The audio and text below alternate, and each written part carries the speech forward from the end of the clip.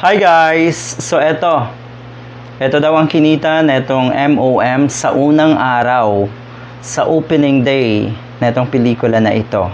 Talaga? Unang araw? Baka naman po kahit 2 weeks before the showing, meron ang kita. Meron na kasing namakyaw. So parang hindi naman to sa unang araw lang. Okay, kung totoo man mukhang hindi lang talaga. Mukhang ito ay kahit hindi pa tapos ang pelikula, ay naandyan na yung mga namakyaw.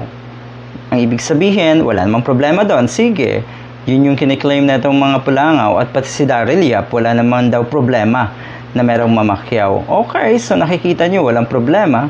Kaya lang kasi nagtataka kami, bakit ang mga namamakyaw ay yung mga politiko at yung mga Chinese na negosyante na nanggaling na rin mismo sa bibig ni Mr. Daryl Yap. So nakakapagtaka.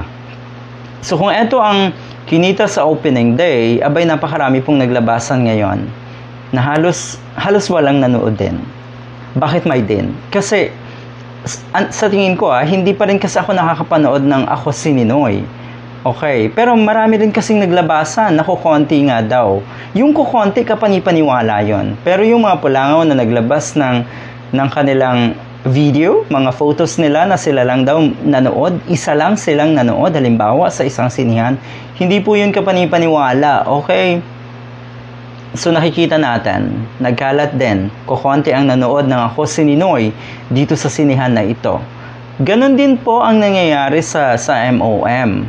Okay, kukonti rin po ang nanood sa ilang sinihan. Marami nga pong sinihan na halos hindi na nga lahat Marami yan. Maraming nagsasend po sa atin yan.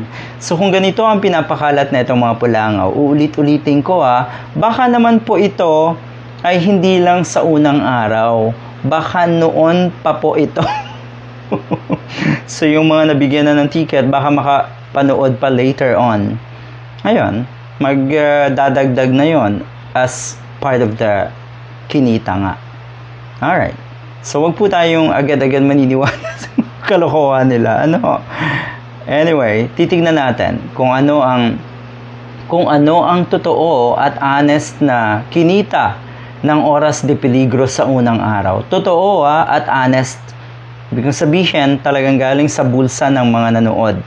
Bumili talaga ng tickets ang mga kababayan natin na nanood ng Oras de Peligro. Alright.